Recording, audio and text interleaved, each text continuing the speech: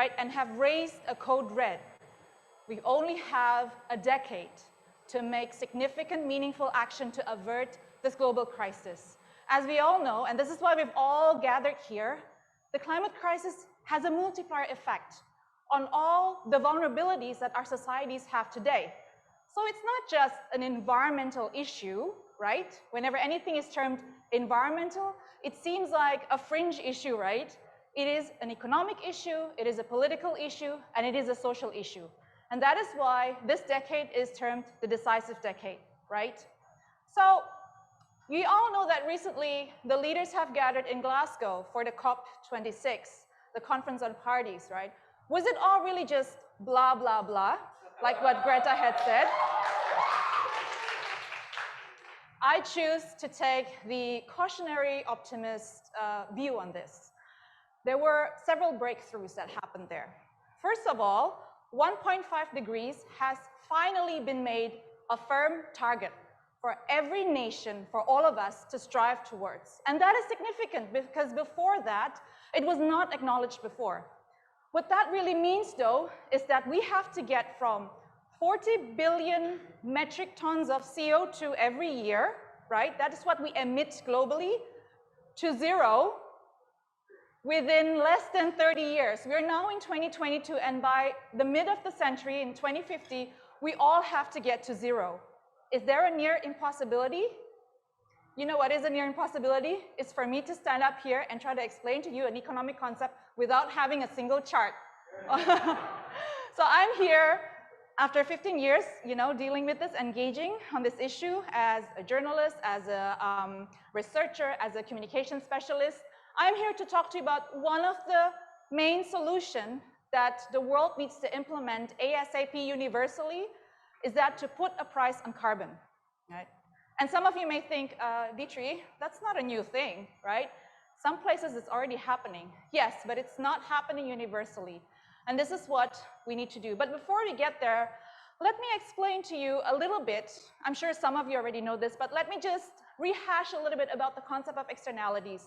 So what's really been happening is that we have carbon emissions, right, blanketing the earth, warming the earth, and causing, affecting the safe and stable climate, you know, that is a prerequisite for this earth to be habitable for all of us.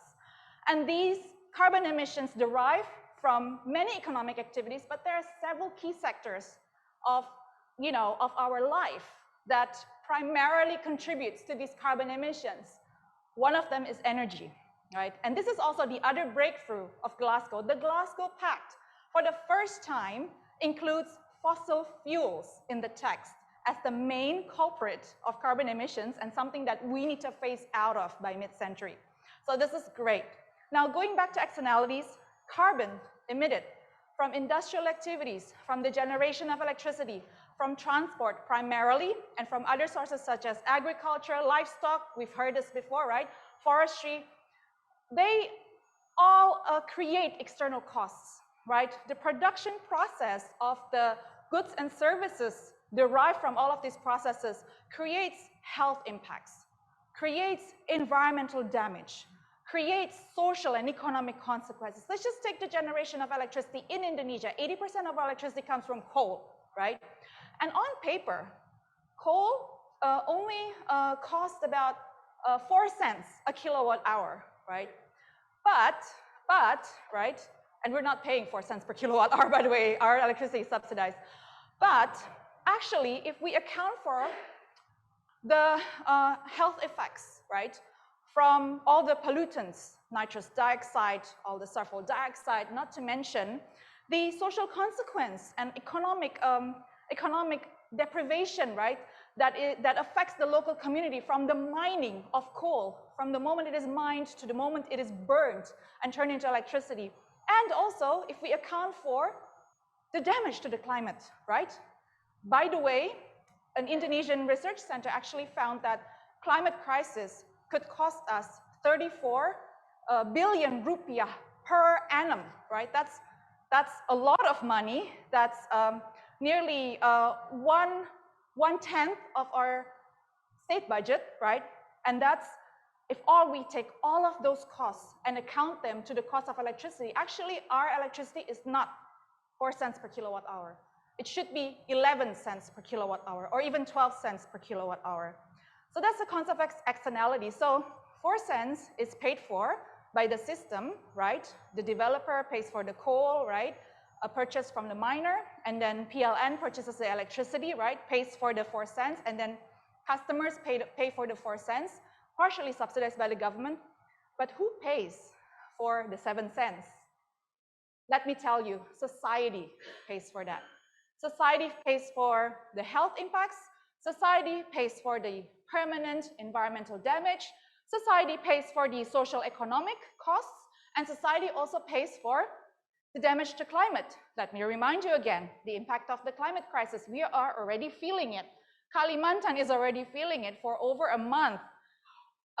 Thousands of households have been submerged in water, right? Inundated for over a month. That is not acceptable at all. Even this year, we've had, we have the Seroja cyclone, we had the big Kalimantan floods, we had the Sukabumi erosion, and countless other climate-related extreme weather situations, and that's only going to increase.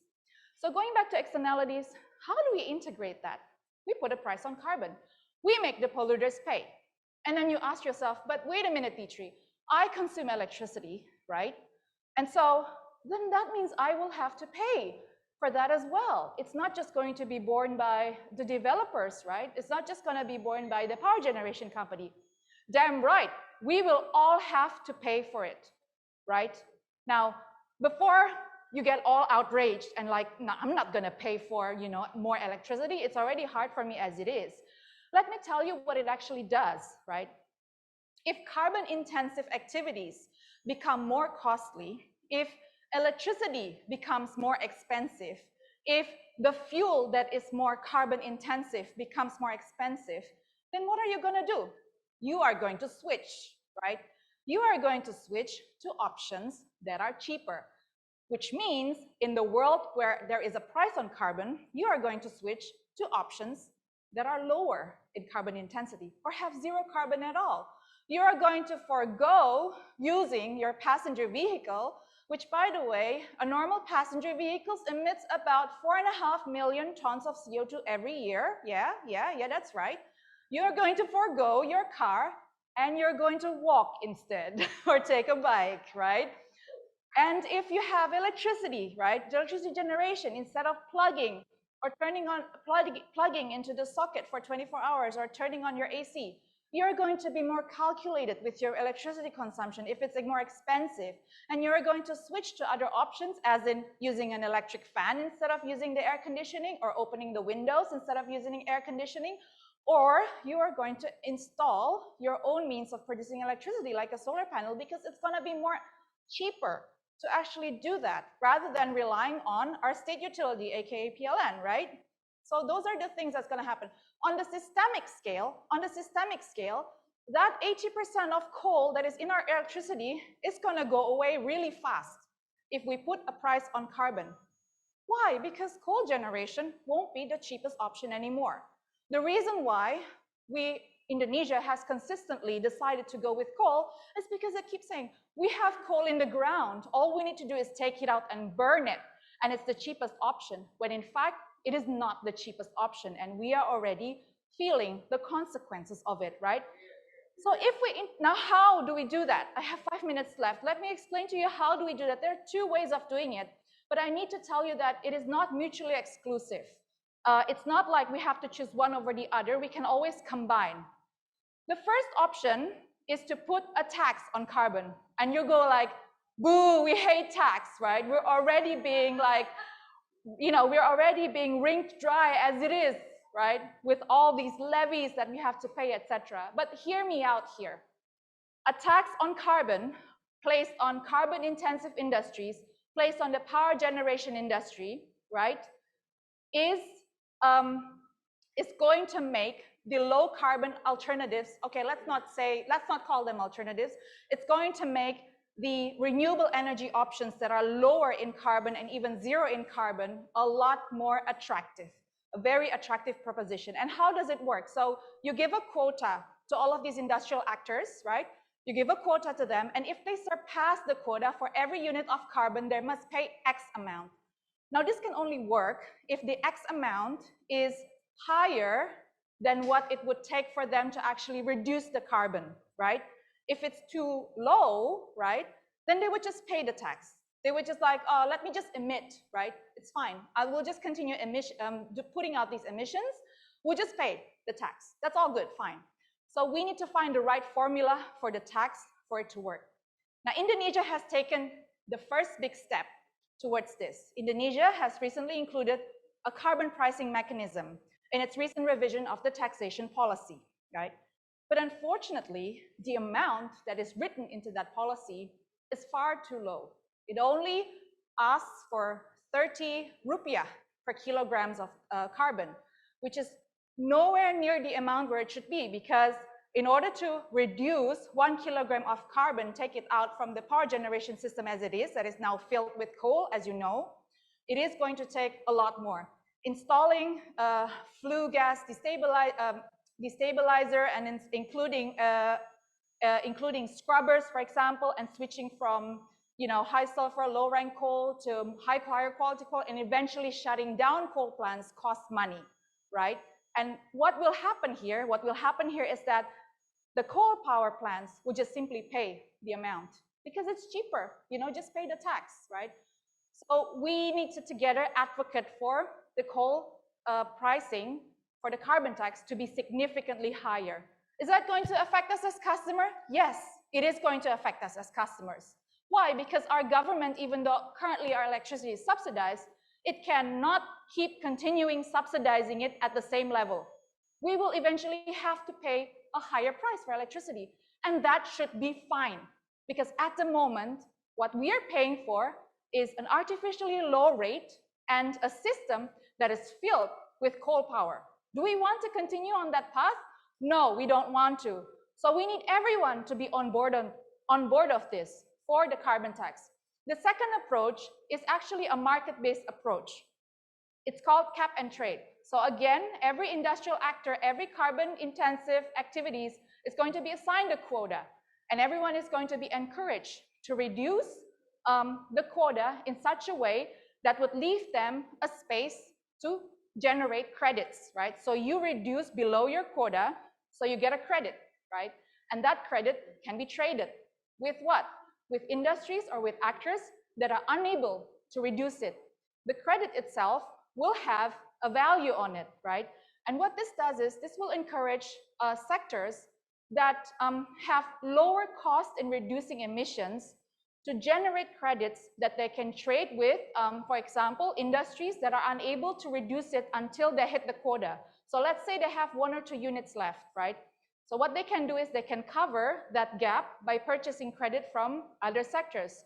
Now, unfortunately, this whole approach, even though it is such a great concept in theory, but in its application, there is a lot of things that we need to consider here. If we want to create a system whereby you have sectors of the economy trading with each other, you need an institution, you need a verification mechanism, you need expertise, you need capacity, but more importantly, you need principles to be in place so that this system is legit, this system is valid, and this system really contributes towards reducing emissions, right? So there are 3 principles here that need to be obeyed. First of all is additionality, right? No cheating, no producing carbon from nothing, no producing carbon from sectors or from emissions that need to be reduced anyway, right? Some people, for example, okay, I say people, but actually it's the certain ministry, it's the government, right? They say that, oh, reforesting a degraded land with oil palm trees counts as reforestation, and therefore it can be sold as carbon offsets to the coal power generators, right? So let's just call that, that one out and say that no, that's not valid. It doesn't have additionality, nor does it meet the second principle, which is permanence. So once you do the carbon reduction activity, whether it is switching to renewable energy, whether it is reforesting, right? Rehabilitating, whether it is switching to sustainable agriculture, it has to be permanent. It cannot be just for this year, a trendy thing to do, and then the next year, let's switch back to all the carbon-intensive means that we do to crank up productivity, right?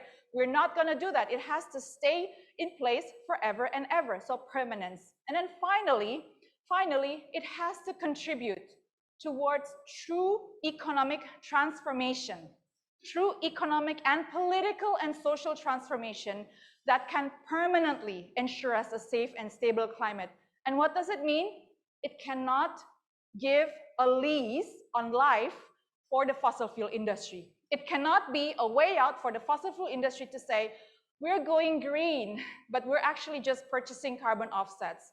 It cannot let miners to continue mining coal, but they're saying that we're reforesting the area that we've mined, we're reclaiming the area, and therefore that counts as mitigation. No, it has to go towards the goal of 1.5 degrees in a very meaningful way, which means transforming our life, transforming our economy for good.